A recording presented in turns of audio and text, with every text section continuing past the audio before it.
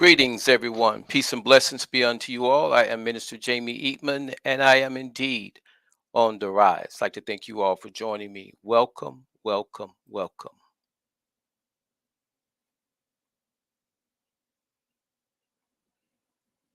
As you can see, this is on the rise movement. We rise above it all, and we rise to the occasion. Again, thank you all for joining me. And we're going to go ahead and get started. I am looking forward to a couple of guests today. I'm trusting that they will show up. I'm praying all will be well. I will definitely, when I get an opportunity, make sure that I've sent them the proper links. But for right now, let me start you all this way.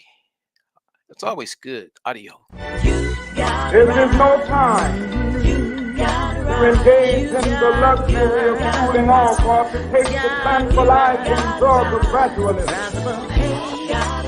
And I, for one, will join in with anyone, don't care what color you are, as long as you want to change this miserable condition that exists on this earth. Greetings, I am Jamie Eaton. Join me Fridays at 8 p.m. for On the Rise movement. All right, welcome back. And it is Friday evening, 8 p.m., and we are off to a good start. I want to thank you all for joining me. A lot has happened since the last program. I did a special. I don't know if any of you all caught that, but you can find it if actually probably where you're watching me right now. If you'll look in the room or down the window some, you'll be able to find it. And that special, it pertained to a young lady that I thought what I saw was an injustice. But it wasn't just an injustice for the young lady, it was an injustice, period. And when I saw it, I realized the significance of having a voice. And we all have a voice. And what's important is what we do with it. You know, some people have a voice, but they do a lot more listening than speaking. And that's a good thing sometimes. But there comes a point when the other person finish, and if there's something you have to add that's productive or that would make a difference, that would be the time to give your 2 cents or however much it might be. So we want to keep that in mind because today the world is really changing. Things are changing very quickly. I remember a conversation about extra policemen and so forth being put into the subways of New York, and how all of a sudden there was now with the thing with the, I guess, the earthquake or any other disaster of that nature. You know, the first thing they look to do is maintain control. So that's in place, be that a plus or minus or whatever your thoughts are of it, it's there. And that's a good thing, I guess, for New York. But anyway, looking ahead, going forward, I wanted to mention that special I did. It pertained to, it was a gentleman that did, he has a talk show. And I don't watch a lot of them, but here lately, since I've been doing this program, I might do a little searching for something to use as just a video for the program. And I ran across something that is very timely. I could imagine right now the name Candace Owens is probably trending. And I'm not using the name because it's trending. I'm using the name because it impacts what we're talking about here today. We're talking about community. And when we look at a community, the community is as small or as large as the members of the community. And no one can actually tell you how large your community is or what communities you're a member of. You know, there are people, the Bible even says, be ye in the world, but not of the world. That means that we're to physically be here, but in a roundabout way, spiritually, we don't count ourselves as being in attendance. But I'm saying that to say this: when you look at what I saw, being a member of a Black community, there's a lot of things that are going on now as it pertains to social media. And that I was listening to Gregory Hines. I think I have his yeah, I think it's Dick Gregory or Gregory Hines, one of the two. But he was speaking and he was saying something that was very significant. He was speaking to a young group of people. And obviously, it was close to the time of 9/11 when he was speaking to them. And he was sharing some things about knowledge and how important it is that people pull together. And this group he was speaking to, he made comments like how influential they were or how much they could influence the future. So as he was speaking those words to them, I couldn't help but think about us today. Some people say the children are the future. Well, if they said that about 60 years ago, they would have been right, and I would have been a child. So now I could have said that at probably 30 years ago, and I would have been the adult, and my children would have been the children. And I could say that today, and my grandchildren would be the children. So that's taught me one lesson that whatever it is, it's cumulative. So if we're going to make a difference, we don't shouldn't wait till the next generation. Maybe we put something in motion that the generation behind us can take the ball and run with. So that becomes very important that we uh, understand that piece. So, having said that, I'm going to share something with you all now, and I want to try to get my guests in if they're going to be able to make it or find out why they're not. So, I'm going to share this particular video with you. So, as you listen to it, um, to think about this for a moment. This is a video here about I would almost use the word infamous because she's become very famous. Sometimes when a person, it's almost like a martyr. When you kill that person, they become more famous after their death than they were when they were alive. And this young lady, Candace Martin, regardless of what anyone thought of her, I would probably say at this point she's far more popular than she was when she was on the program that supposedly let her go. But unfortunately, it's for various reasons. And I'm about to share a video with you all. And this video is kind of reminiscence of our community. There's some things that we believe and we think we know and we go on that influence how we interact with each other and others within our community. So as I look at this scenario, we're going to see here where this gentleman speaks. And it isn't his full video. Just want to give you all the heads up on that. I went and cut out pieces that I thought would be most impactful. But what he was addressing was some things that he had been told, some things that he was thinking, and our minds are like fertile soil. You plant something there, it will grow. Trust me. And I'm speaking from experience. I tell people, that if I'm in error or I'm wrong about something, let me know because if you don't, I'm gonna do the thing wrong as best I can or as good as I can because in my mind I'm doing it correctly. So, being deceived or having the wrong perception or misunderstanding or just being outright ignorant can be very costly. And the only way we change that is we have to educate, re educate, or do something that's going to change a person's situation and circumstances. Again, I am Minister Jamie Eatman, and I am on the rise. Usually, we always begin our program with prayer, and we don't want to forego that. Let us pray. Most Holy Father, Lord, I thank you. Father, I just thank you for those who shall join, for those who shall watch this program later. I thank you for the opportunity to even come here and be a partaker of it. And I just pray that that which will be said and done will somehow bring honor and glory to you, will somehow bring honor and glory unto your people, and it will somehow bring about a peace, a lack of fear, that somebody be able to rise above whatever situations and circumstances are going on in their lives. And because our topic is about community, Father, I pray that you would not only bless my community, but all the communities that will be represented. Everyone that watches this video, whatever community that they're a part of, I pray that they receive something that will be a blessing to that community. And ask that you will bless their communities, no matter how great or how small. In Jesus' name I pray. Amen. All right. If you all, here we go. Many podcast episodes. I think she genuinely cares and she wants to hold the black community accountable. And there's that whole debate of the whole like you gotta pick yourselves up by the bootstraps and just get it done.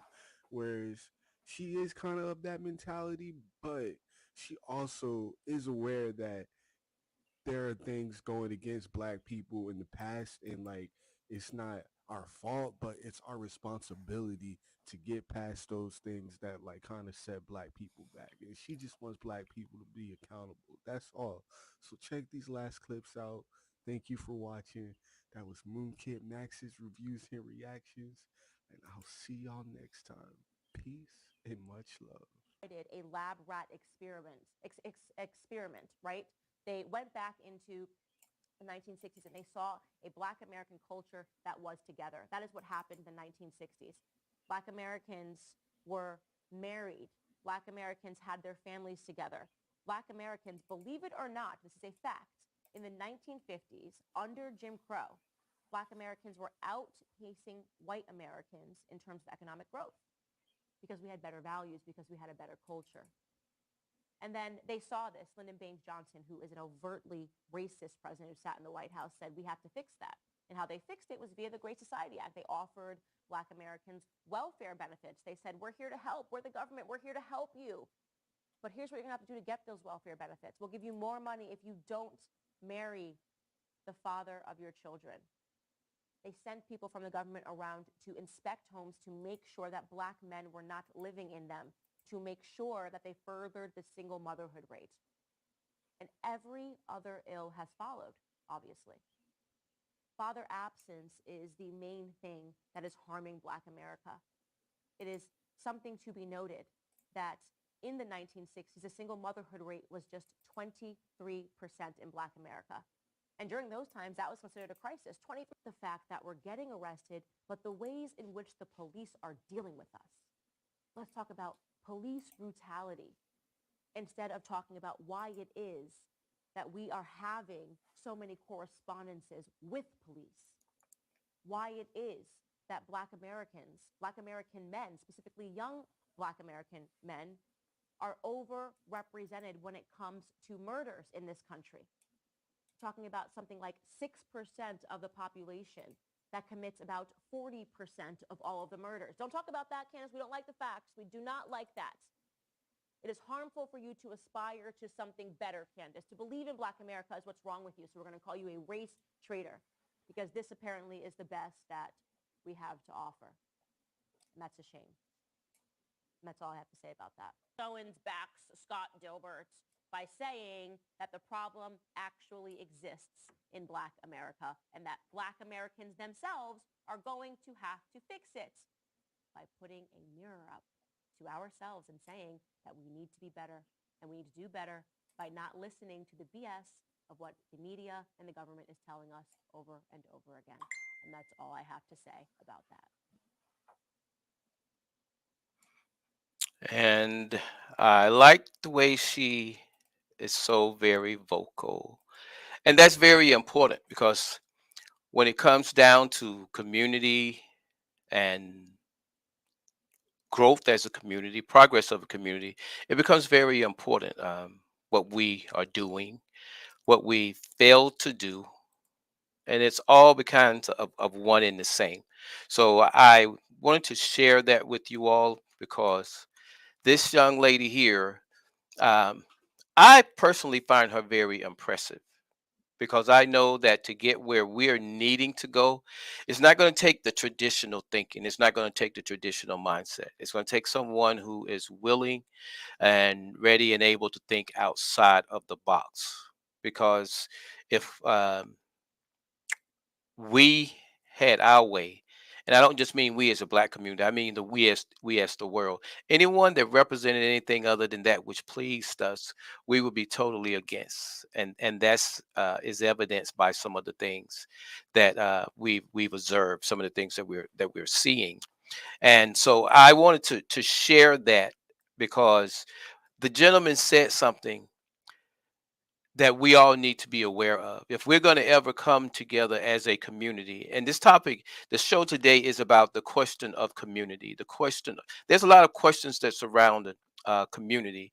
For example, what community do you belong to?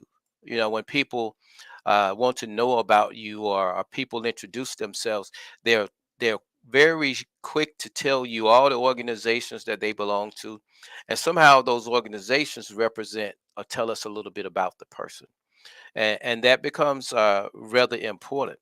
So we want to understand and know a little bit more about the question of community, and it's really just I wouldn't say a talking point, but what we're going to use as a topic.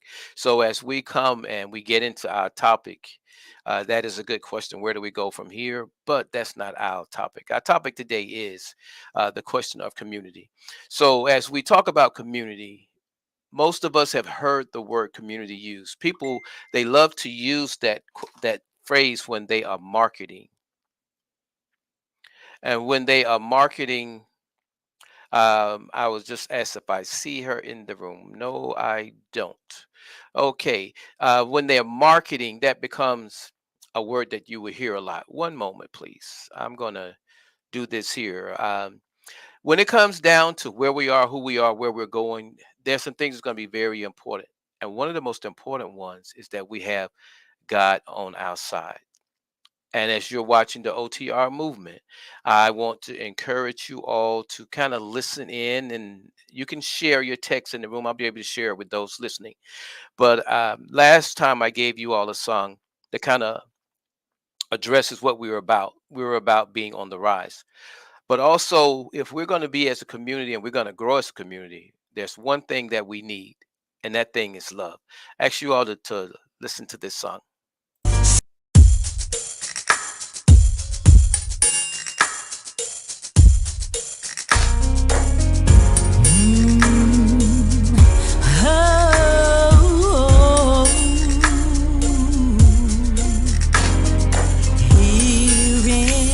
My Father glorified,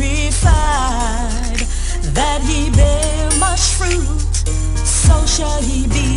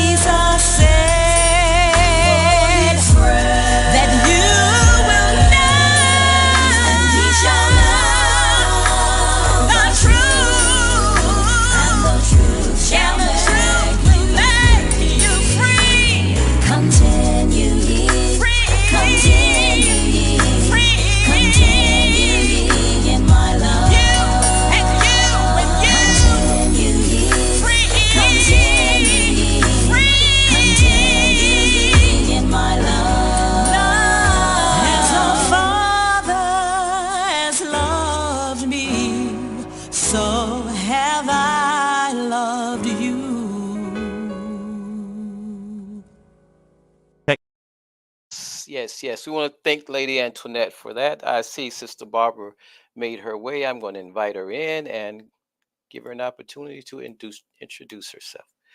Greetings, peace and blessings be unto you. How are you? Good evening, Minister Jamie. I am blessed and highly favored. I am doing well. Was in the wrong stream yard, I found out.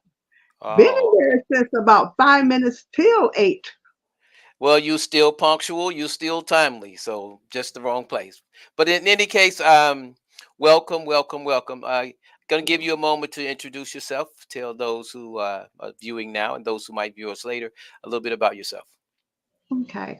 I am Minister Barbara Floyd. I come to you reigning from the Michigan area. I've been in Michigan basically all of my life, and I accepted the call of God on my life some years ago, a little over 15 years ago, and that is my life.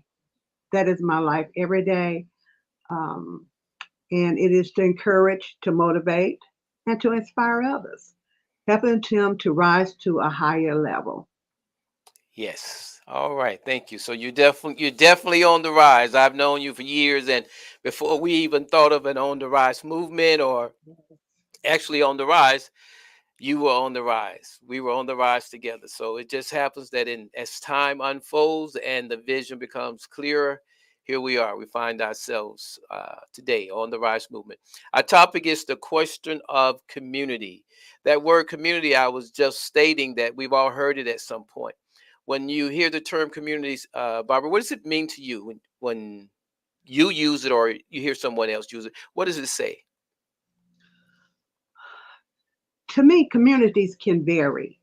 It depends on the individual that you're speaking to, their mindset, as to where they are at, what they believe to be their community, and how they receive it and what they can do to better it. I think Okay. it's the key word right there. And I think that's the key word right there is to make it better. Right. And I like that because when you're a part of something, I usually say you're either part of problem or part of solution. And like you said, in order to make it better, then that automatically tells you what you need to be aiming for because we have enough problems as it is. So the key thing here is solutions and making it better. Is that an easy task? Like you say, you've been in Michigan a while, but you've been in some organizations and some communities. Have you found that to be an easy task? No, no. It is by no means easy because just when you think it's going smoothly, there's always an enemy that's hiding his hand and ready to throw the rock to bring about division. And it's a hard task. It's something that has to be tackled. I think it's way overdue. It's something that has, if you look back in the past, 1 minute it looked like it's on the rise, and then there's something always, but it's not impossible. Right. And I like you said something there when you said that it looks like it's on the rise. I know you've heard this, and I want to get your take on it. When Dr. King did his speech about the drum major instinct, you remember about the sons of Zebedee? One wanted to sit on the right hand, and one wanted to sit on the left. And Dr. King, he used that kind of that a people should have a drum major instinct. But I've heard some people use that as though it's a negative as well. What are your thoughts on the drum major? Because that person, as you said, on the rise, they're called to really rise above their peers, their situations and circumstances. Do you see that as being something a person should strive for, or in essence try to avoid? What are your thoughts? I'm just curious. If there was a drum major in every walk of life, in every area of this world, I think that would be something that would not be as hard, and this topics like this would not have to take place. But because of age differences, because of race differences, because of background, trainings, and teachings, it makes it a job. It's the same as if you would get up every morning and you work in a hospital and you are a major surgeon in that hospital. If you never go, and let's say you are a specialist in heart area, in the heart area. Hmm. So if you never walk in that hospital and you got a line of people out there that's waiting to have heart surgery, that's waiting to perhaps make it better, have a better life, or have a longer life, or can have greater expectations, if the surgeon never shows up, then we're going to be in the same place. Somewhere along the line, there has to be surgeons that's really ready to take the stand. And because we're dealing with different generations now, the concept and the beliefs and the thoughts are totally as far as the East is from the West Coast. You you said something very interesting. I was looking at a video that I did in 2020, and it was interesting because I went back looking for it, and when I found it, that's probably the only real dated video I have, and I know exactly how to use that piece. But you just said something, and you said it twice about generations, and I might play it depending on how our program goes. But there was this guy that I was interviewing. I went out just going to do an interview. I hadn't interviewed anyone in a while. And when I went out there, I was interviewing him, and this guy started, and he said, and he paused, and he said, "You know what the problem is? You know what the problem is? It's your generation. They aren't out here." And then, I was standing there. I said, "Well, I'm out here. Yeah, but where are they at? Where's the rest of them?" And I was able to, kind of point out something to him why the generations were different, and how what they were doing actually wouldn't qualify as what some of the people from another generation might have done. But during that process, I got a chance to take it a little bit farther. It ended up at that point, instead of interviewing, I went into that teaching mode. But it was really interesting because to hear him say that, you hear people all the time think about generations, but this guy actually said that my generation wasn't out there. And he wasn't far from being wrong, but the problem is bigger than which generation shows up, because just to be there isn't about anything. Even like you said about if there was a drum major in all these different areas, without that when that whistle, the drum major sounds the whistle and everybody do that quick step and they ready to march, Mhm. minus that discipline, we can have all the drum majors. It really isn't going to matter much. But I asked that question because I really wanted to get a feel for that. The time frames that we're in now, it calls for a drum major instinct, if not a mindset, because somebody has to. What's the saying? Somebody has to have some sense. And minus that sense, we have issues when it comes down to community. So let's dive right in here.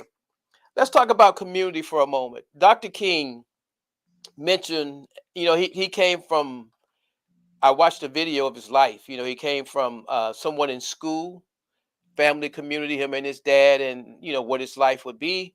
He ended up at church where he ended up pastor. That was a community, and from there he became a part of the civil rights community, another community. He ended up being the leader of the black community in the civil rights movement, another community, and then he became a civil rights leader as it pertains to the United States as a whole, an even larger community. And he identified these three evils that he had to deal with. And I guess this, well, you can tell me your view. These three evils that he identified were these here. And they were race, economics, and militarism. Now, in his time, the militarism was important because they had the war going on. But lo and behold, what do we have going on now? War. We have war going on now. So these same three evils, he named them. These are the three evils: race, economics, and militarism. And do you see these same three evils present today? Yes, And without a doubt. yep. So when you look at them, it's interesting, but I want to look at this first one, race. You Okay. know, I went to Africa, and Africa they had colonialism. There's a certain mindset for the people that may have left there, but their presence is still there. But almost everyone you see is of the same color. Can you imagine dealing with white folks that are black? Can you imagine that? You know, here in the U.S., it was kind of easy. You know, they label you because you were black, so you kind of knew or had an idea of what to expect from this person if they were not black. But imagine being in a country where you don't have that color. I know that sounds like a bad thing to say, but it makes it more challenging to deal with the things that they are faced with, because here it is now, you have something present that's operating in the same way. Am I making sense? Yes. I was Okay. just taking notes. Yeah. I'm And sorry. when I went there and to see that in operation, I realized how confusing it was, because it's a motivation. You know what? I think you may have heard me say that the old saying, when you're black, you got to be twice as good. You know, when you were behind and you had things like that said to you, it was motivational. There are a lot of things that we saw as negatives here that they didn't have to their advantage. What are your thoughts on that? Do you see that as being a greater challenge or a challenge at all? You mean being the race? Not just the race, the issues that are dealt with here. We call them racism because we have the different races.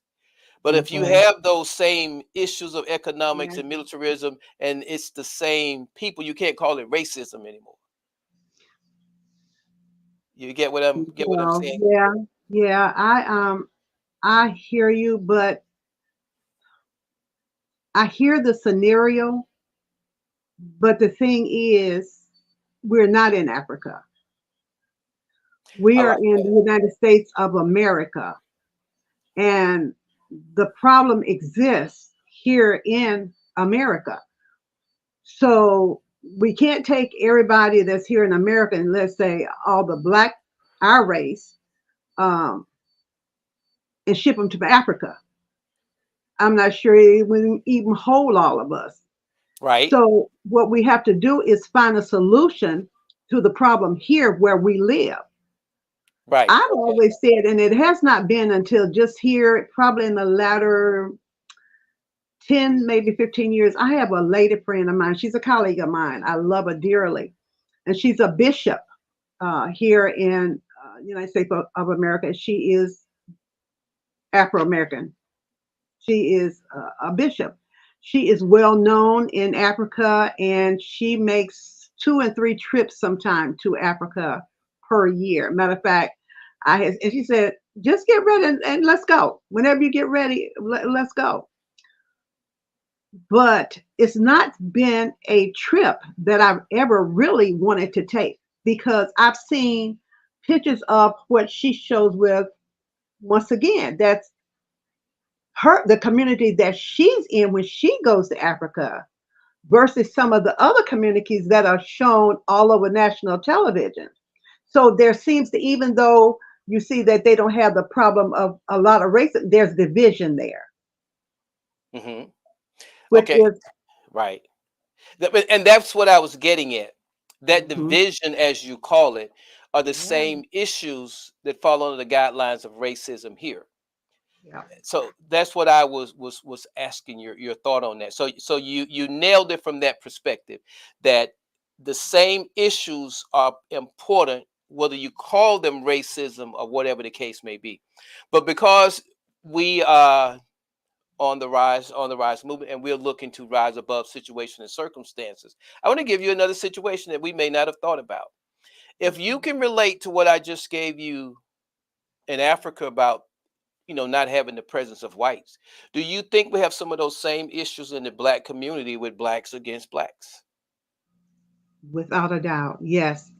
And that's a major problem. Okay. I can't speak about your community. I can speak about my community. I can speak about self. as friend of mine say, I can be very transparent. Okay. The area that my community that I raised my children in, that I was raised in, I sat down on a bench in the downtown area and talked to my pastor and said it would take Jesus Christ himself to step down in front of me and say, I'm bringing you back to this area. I said I would not move back here. Now I have my son, my baby child, that is saying, I'm ready to get out of here. Why? Crime on crime. Who is it against? We're against our own people. So you got where I grew up at, where it was a safe zone, where my parents moved to, where I raised my children at, that now is predominantly, call it what it is, our race. And it's a lot of problems there. So now I'm watching another race that has come in, and they are growing by leaps and bounds. Mm-hmm. Okay, They're now pulling together. They're pulling together. and That's the key. you just said something that's important. Two things, and when you I thought you were being light when you made the comment about Africa and as though we're going there. Frederick Douglass says that's absurd. We do have the choice to go if we choose, but Yeah. nobody's going there as a solution to any particular problem here. But you're correct. But what I wanted to point out here is if that there represents a front, then that means that we here are warring on two fronts. Would you agree? Yes. Okay, and those two fronts are very important. I played something earlier from this young man's show pertaining to Candace Owens, and I told you about a little thing I did on her. But Mhm. she brings something to the forefront that many people don't want to talk about, and I was surprised at how easily you just did it. And what it does pertain to is within our community. Let me clarify this first. Okay. There's a real battle, which is our community, like some things we need to be doing. And there's a Mhm. forward battle that pertains to the things that we know as civil rights and all the other injustices. So if we neglect either one of those two fronts, it is not profitable for our community as a whole. Would you agree? Yes. Okay. You got to So go ahead. I'm listening. you got to take the whole pie. You can't just have a slice. You got to solve the whole problem.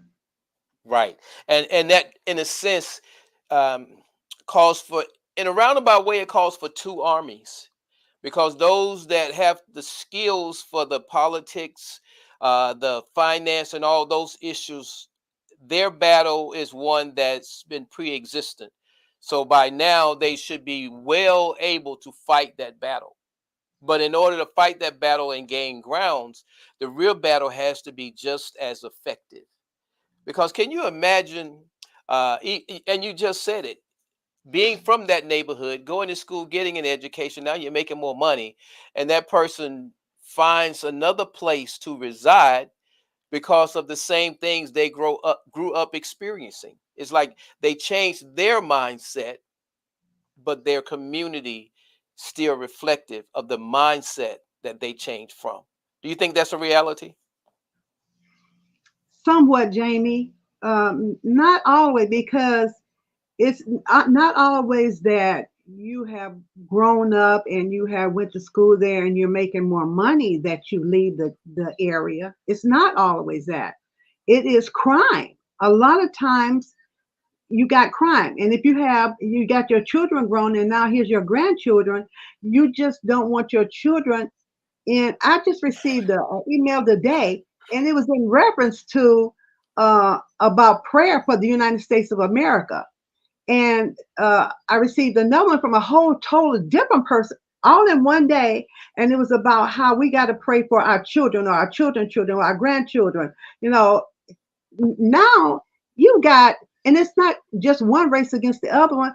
You got, oh my God, you got snatching children that's being snatched, that you name it. It's out here now. When I was growing up and when I was raising on my children, I didn't have to worry about my children being snatched and being sold. And I didn't have to worry about that. That's just a fact. Hmm. So in the real world, and I try to stay in the real world, the things that Martin Luther King and my parents had to contend with some of that I did. Now it's a whole different warfare. It's a whole different, what's the word I want? A war. It's a Mm-hmm. whole different war. It's a different war going on. And I heard someone say, and that was when I was in school, I think when I was going for the teaching, and they said that if you took the thought and each one would reach one, how much further would we be? But now to get one to even to attempt to reach one, this right here, I think is a starting ground. Mm-hmm. My prayer is that it brings about change. Mm-hmm. My prayer is that it reaches, because you have, whether it's in Georgia, whether it's in Michigan, whether it's in Tennessee, when you talk about different areas, you talk about, and it's something that is being dealt with in different arenas.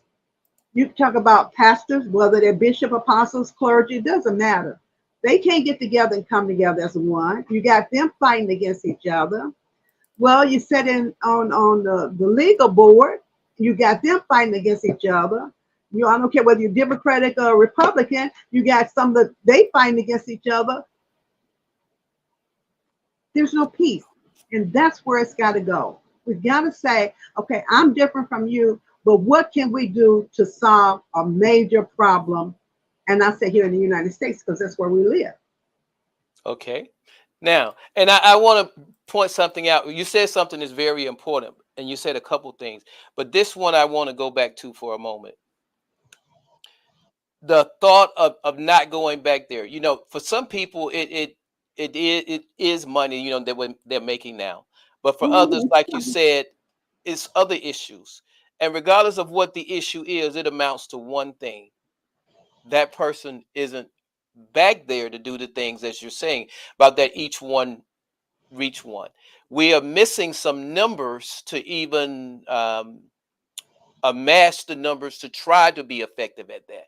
So if that's the case, and like you said, we're failing at it, and it's almost to a point where nobody's doing it, it would almost appear that that community would be hopeless. How do we get beyond that mindset? Do you have any thought, or anything comes to mind for you as far as dealing with that? My thought on that is that, and I'll tell you with that, because today I was praying about, right here today, I was praying Mm-hmm. about this. And I was talking to God, and I was like, okay, you know, what can bring about change? What can help to put the United States, put my community, your community, all the communities on the rise? Mm-hmm. And I think it starts right back where I said, if you can get different from different ethnic backgrounds, different races, to come together right here on this platform, Mm-hmm. and let it be a starting point. Okay, a pastor from here, a pastor from there. It doesn't matter what the title was, bishop, elder, apostle. I don't care. But Mm-hmm. in the religion, the Christianity community, then you get politicians that will sit down and listen and say, okay, well, I'm willing to take this back to Georgia. Well, I'm willing to take this to Maryland. Sit down on a common denominator of trying to rise, trying to make it better, trying to bring about change. This is a great platform. So it goes back to, and I messaged you something and I said, oh, God just gave me a message. And I was like, wow. So share it. How far are you willing to take this? Okay. Because he said to me today, he said, you're bold enough to ask the question. Mm-hmm. And And that's it. So, we can sit here, you and I can do this and say, well, the Facebook or YouTube, and God even took it to another level. you and it's two of y'all on that end. Okay, it's me and God on this end, and he's not working on the keys. But get some flyers out. Start advertising. If you want to make a change, you got to put the work into it. Right. If you want to make it better, it's got to start. And we can't say, well, if somebody finds this by accident on YouTube, no. Make it deliberate where somebody finds this. Get the word out. The same way we say, oh, thank you, Lord. Same way we'll send out where we're going live in our church, and we'll send it to different people so they can watch it. Get this out. Mm-hmm. Let's talk about it. I like what you just said, and you just don't know, and because you said that, I'm going to look at that. Sometimes God, as they say, if we say in church, the Spirit moves a certain way, and you can't hinder it. You just said something. It was in you to ask me how far am I willing to go, and you may not have been on the program, but I shared on a couple of programs that was something God specifically asked me: how high are you willing to go? So when you make that statement, it's nothing new, and I have an answer for that, because even now, as we are doing these things, it started off as something to call it ministry, but that ministry is far more reaching. You've already have the vision. That's why. And what did you say? God be sending people to this, which is why you're here now. But the getting the word out, that piece there is very simple. But this is only like show number 7, so it's getting the platform ready and the people, because and believe it or not, I said to myself today, I said, I went to visit Barbara all those years ago, and with the people there's no reason why we couldn't, as you say, not just invite people to this show, but do as I've done in other areas, spiritual uprising. That's a spiritual uprising we're having here on the 13th, 12th through the 14th. God gave me basically a layout for that, how to do it. All it calls for is just people, call it evangelism. Someone there evangelizing, they help set up the area, we come in and we kind of do what we do. And the fact that it's done elsewhere can air the same way as it does here. But it puts feet on the ground. And once people have seen it and been exposed to it, they're supposed to be able to carry it on. So what you're saying is just an indication that you got a glimpse of the vision. So bringing that into reality, and just the way you said that, I'm going to reword your question for you. How far are you willing to go with me? That becomes a question, and not just for you, but for those of you who are listening as well. Because in order to make the vision that God has given me effective, it isn't just a national vision; it's actually an international. Yeah. And the fact that you said you had no desire to go to Africa, I've been to Africa, and when I was over there the first time, I set up an On the Rise networking outreach in Ghana. But there's a difference in setting it in place and the Spirit being allowed to operate. There's certain mindsets that we have to be aware of and use wisdom in the things we're doing. God isn't done with anything that He's allowed me to touch. It's all growing. So yes, you got the vision, and I thank you for that. I thank God for that, because that's the portion that's needed. When you just put that out there, it's almost like Candace. I wouldn't expect Candace to waste a lot of time trying to defend herself. So it's up for someone else that has the vision to do that. So the vision that God has given me, the way you just said that in 30 seconds, it would probably take me a whole show to get to the point to say. As a matter of fact, all 7 shows, I didn't give anybody that much of a vision of what I see. But that's God. Yeah, it is, because I've learned everything by prayer and supplication. And so I went to God and I'm like, God, is this a platform that you want me to be a part of? Is this something that you want me to even be on tonight, to even go live tonight? Is this, if it's not, God, let it be. So it was an unusual day. It really was. And then as I was just sitting, and then he just began to speak. God just began to speak. And the more he spoke, I said, okay, God, I hear you. And then when the last statement, I was like, oh, wow. And I was like, okay. And he's like, I don't have a problem being transparent, and I'm bold. And they always told me, as far back as I can remember, they like, you can't get on the witness stand and lie. You don't have a poker face. So I've been told that all my life, and I've learned. And Sissy is one to tell you, if you don't want to know the truth, I'm not the one to ask. Okay.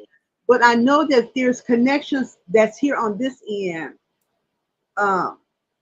That God, I'm just watching what he's doing with my life. And like I'm like, I don't understand that.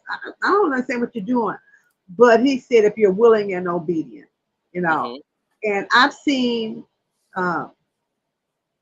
things that God has taken me through. I've seen him create miracles in my family, outside of my family. So I know this is not something that's too big for him to solve. Right. So right. all it takes is each one reach one. Okay, so you have reached out. I don't know who else, but I'm in a different area. I'm on a different part of the United States than you are. Total different area. So your vision has started to reach, I don't know how many more, but I can only speak for this one right here. Because as of today, God didn't say, no, you need to stay away from that. So I'm okay with it for right now. I don't know. I know what I know here. I know the people I know here. I know it because, and he was taking me down that road today, and it's like, okay, what can you do with this? Well, what would this one do? Well, if you invited this one on the show, and I said something the other day when I was asking the question, and it goes back, and I said, I was saying, what is your vision, I think, for this? And the reason I asked is because I don't deal with one race. There's problems. I live probably a mile and a half from where there's they completed, it's almost complete, I think it might be completed, Jewish synagogue. Now, because of the war that's going on in another country, there's times that I go past there and they've got police escort before they can even come out of there safely, out of their synagogue or whatever they call it, or before they can go in there. So there's a problem, and I'm seeing, and this here on our television here, different stations you can turn it on, where they're seeing the same way we saw, or still see sometimes, racial slurs, get out of this area, you don't belong in here. They're seeing it. So it's not just, we have dealt with it on a more open and a broader spectrum, but there's other races that's right. And you're entirely correct, and that's the key. But if you deal with it as racism, you end up doing what others have done. Malcolm X ended up being an international leader, but he started out dealing with the Muslim community. Dr. King ended up being a global civil rights leader versus just a clergy or belonging to one civil rights organization. He literally, in a roundabout way, became the face of the movement. Yes. So what I'm implying is when God is doing something, that really becomes the question: how great of a participant are you willing to be? That greatness thing, going back to what I was just saying there about the drum major, that person that has the drum major instincts, that's what's needed depending on what you're doing and where you're going. I, for one, see it as a need. And I could actually be that drum major, as humble as I am as being mean. But when I'm doing the work of God, it's a whole different ball game. As what? As you are. I want you to think for a moment. When it comes to the things of God, Okay. they're entirely different than the things that pertain to me. I'll tell you, okay, quickly, but let it be about ministry or something. All right, not messing with you. That's a whole different story.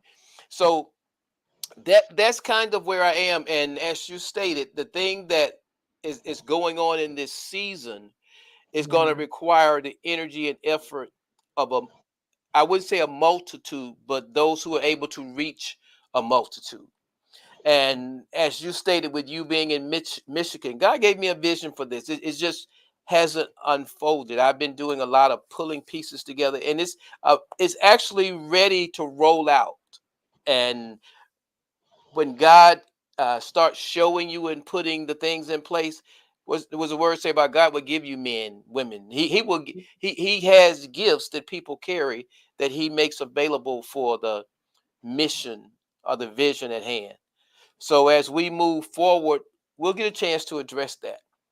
But I do want to thank you for coming, because and particularly where the conversation went, because to be honest with you, I would have never steered it there the way that it just went there. I don't mind going where God leads me, but I don't try to get ahead of Him. And because you said you had been seeking Him, obviously He gave you what was applicable or applicable to the program today. So I appreciate your, as they say, being obedient. Okay, can I give you the last little piece of the puzzle? Yes. You know, you can have a big puzzle or a small puzzle. And when you see the completed puzzle, you see the beauty of it. Right. But when you have 2 or 3 pieces missing, you don't have a complete picture. In the midst today of talking with God and Him answering some things, let me say on this end, there is one area that I know your strong points and know your weak points. That's me. I tell most people here, unless it is a new clergy in the last 5 years, I know them. I fellowship with them. There is there's 2 branches here that's in the immediate area. One is called Oakland County Ministerial Fellowship. I was a part of that. My daughter was a part of that. I used to do the newsletter for that. So that's Oakland County. That's a whole county. Then there's another one that kind of, they did the little separation, the Baptist, you know, so the Starch Baptist. So yeah, there's areas that, you know, if I can reach one, let me reach one. I'm willing to at least try, as long as I got God's okay, to reach one. Well, if you got God's okay, then you are truly welcome. That's a double okay, because if He gave you the okay, then that means you're okay on both ends. And we're going to have to wrap up here, but I want to share this, because what you said is very important. This is a formula you heard us use on Rise to Prosperity, but anything that God has allowed me to be a part of, I found this formula to be just as applicable. So we have identity plus relationship equals outcome. And we have something there, community of chaos. Identity plus relationship. You said something, each one reaching one. Until those that are reached, they're either going to be a part of the problem or part of the solution. And unfortunately, those things that until they have been prepped or prepared to be a part of the solution, they're usually going to be a part of the problem. So when it comes to community, the question of community or chaos, you know, it almost looked like, where do we go from here? Community or chaos? Those were the words of Dr. King. And I know what he meant, but by the same token, just as he fought for something to tear down walls that were built up, that's where we are today. That chaos, out of chaos come order. And if we're going to establish or build orderly communities, we're going to have to go into the chaos to transform the community. And that's a piece there, as you stated, where it's going to require those who are aware of the tasks. And we'll get deeper into that at another time. But the identity is very important. When we identify, or how we identify as it pertains to God is one thing, and how we identify ourselves is another. When you hear me say, I'm Minister Jamie Eatman and I'm on the rise, we went through the minister portion, but that on the rise says even more than the minister does, because but people may not know that story. But when God gave me that, it was a mandate. Until the day I die, I will be rising. And I can say that because it's like my mission, my vision, my salvation Either I'm going to turn my back on God, or I'm going to continue to rise till I die. So I can say that now because that's what my heart, my spirit is. But just saying that means nothing. When we get out here and start doing it, that's where that relationship. If I see God and my relationship with God is that, then all I can do until the day I die is work toward that outcome.